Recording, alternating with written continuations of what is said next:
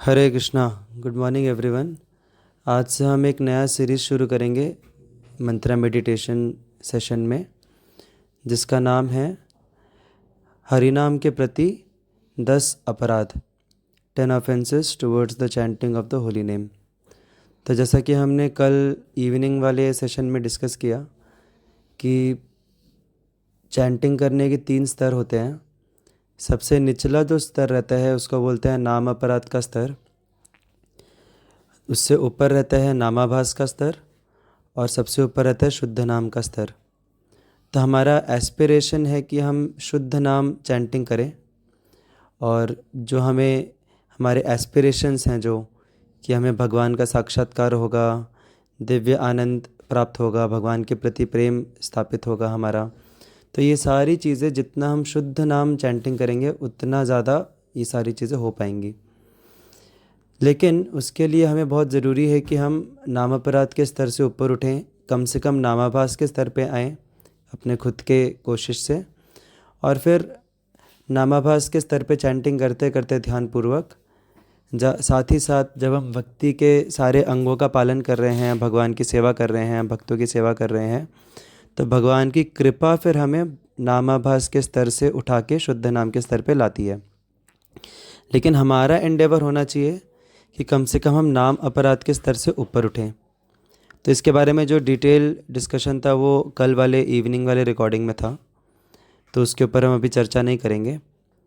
तभी सबसे पहले समझना ये है कि ये जो नाम अपराध हैं इनका सीरियसनेस क्या है।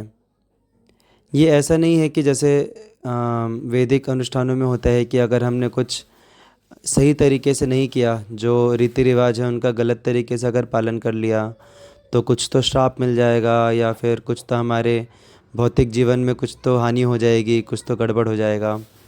ऐसा नहीं है इससे कुछ भी।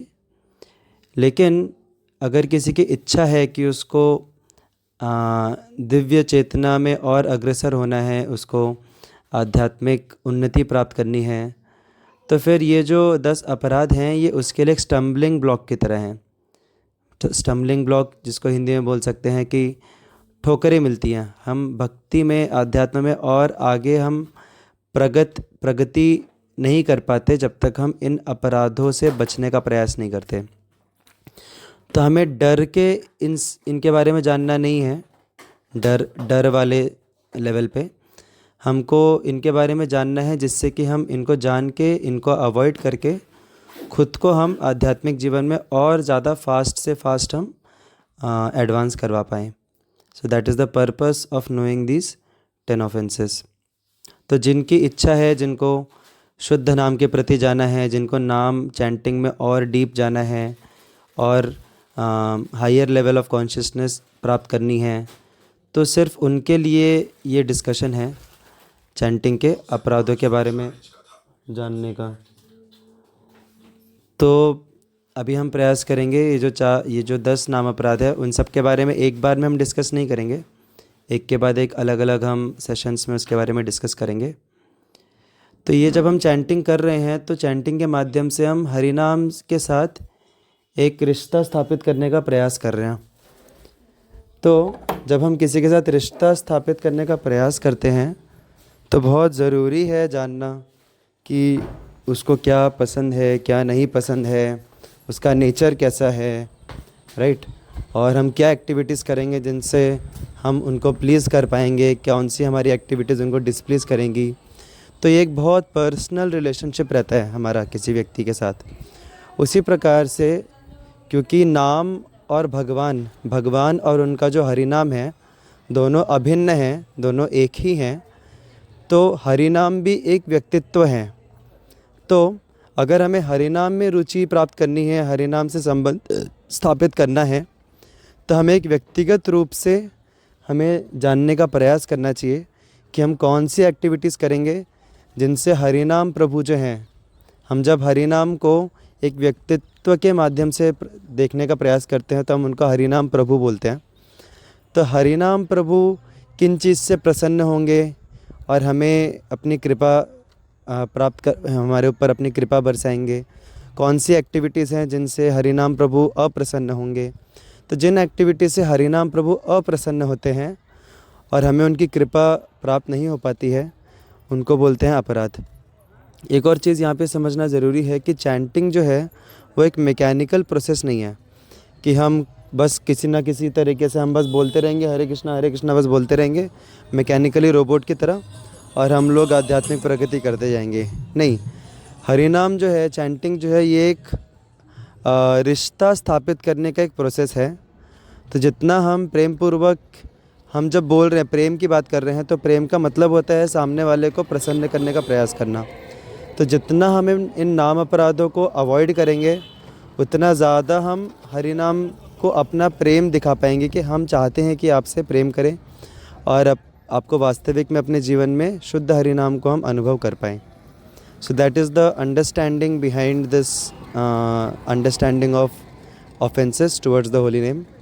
तो इसमें सबसे पहला अपराध जो है, ये सारे अपराध हमारे मनमाने हम लोगों ने नहीं बनाए हैं, ये शास्त्रों में पाए जाते हैं। पद्म पुराण करके एक शास्त्र है जिसमें ब्रह्मखंड आता है और उस ब्रह्मखंड में ये 10 नाम अपराध बताए गए हैं। तो इनमें पहला जो नाम अपराध है वो है सताम निंदा नामनः परमम अपराधम वितनुते यतः ख्यातिम यातम कथम उसहते तद विग्रहम। तो ये उसका संस्कृत श्लोका है और उसका मीनिंग है to blaspheme the devotees who have dedicated their lives to chanting the holy name of the Lord.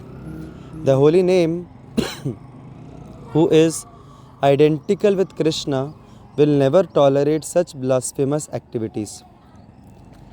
तो बेसिकली जो लोग हरि नाम ले रहे हैं, जो लोग चैंटिंग कर रहे हैं, जो लोग हरि नाम का प्रचार करने का प्रयास कर रहे हैं, उनको क्रिटिसाइज़ करना, उनको ब्लास्फेम करना, उनकी निंदा करना, उनका मजाक उड़ाना या फिर उनकी बेइज्जती करने का प्रयास करना, उनके प्रेजेंस में या उनके एब्सेंस में उनके बारे में अफवाहें फैलाना, उनके बारे में अफवाहों को सुनना, तो ये सारी जो भी एक्टिविटीज़ आती हैं ये सब साधु निंदा में आती हैं। मतलब जो लोग हरि नाम ले रहे हैं उनकी निंदा में आती हैं ये सब एक्टिविटीज़। और हम कभी भी कोई चीज़ बता रहे होते हैं तो जनरली हम सबसे इम्पॉर्टेंट चीज़ सबसे पहले बताते हैं जिससे कि वो मिस ना हो जाए। उसी प्रकार से यहाँ पे सबसे पहला जो अपराध बताया गया है पद्म पुराण द्वारा वो है साधु निंदा, मतलब भक्तों की निंदा करना, उनकी ख्याति कम करने का प्रयास करना, अनजाने में या फिर जानबूझ के उनसे द्वेष करके, right. So this is a very serious offence.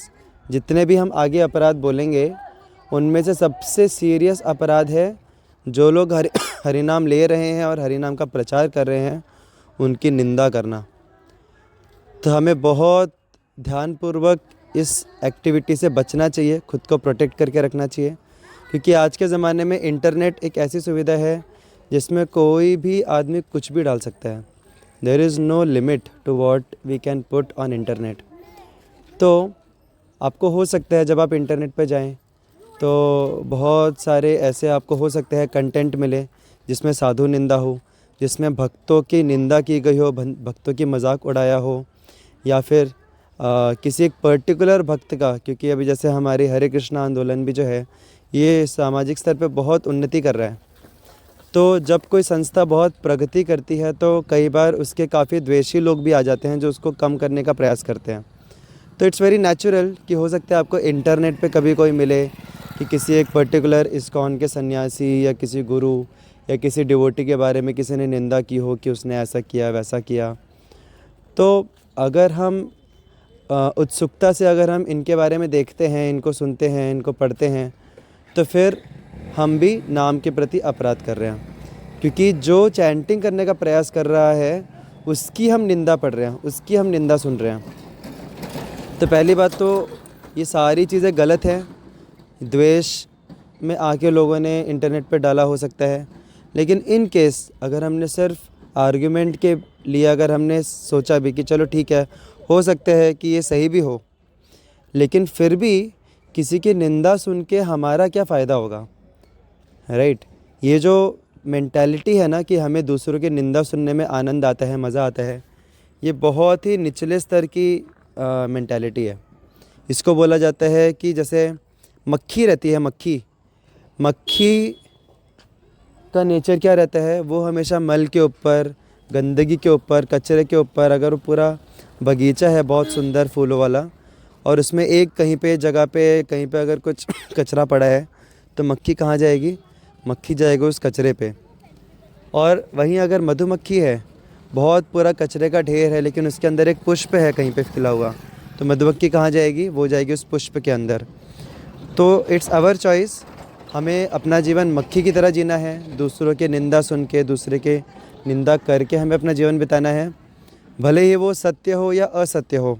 लेकिन निंदा तो निंदा है, उससे हमारी चेतना तो खराब होगी ना, दूसरों की निंदा पढ़ के सुन के। हो सकता है हम सोचे कि ठीक है मैं निंदा पढ़ूंगा लेकिन मैं उससे अफेक्ट नहीं होऊंगा, लेकिन ऐसा नहीं होता। हम अगर किसी की निंदा पढ़ते या सुनते हैं, देखते हैं, तो नेचुरली वो हमारे कॉन्शियसनेस में आ ही जाता है, सबकॉन्शियस माइंड में आ ही जाता है।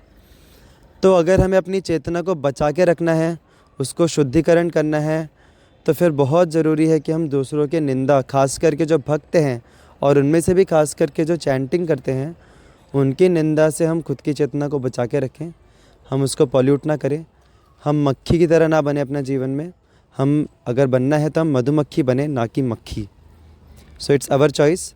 और जितना हम साधु निंदा, भक्तों की निंदा पढ़ेंगे, सुनेंगे या करेंगे, उतना ज़्यादा हम हरि नाम जो है उसको कभी भी हम चैंटिंग ठीक से कर नहीं पाएंगे, हम अपराध के स्तर पे ही रह जाएंगे।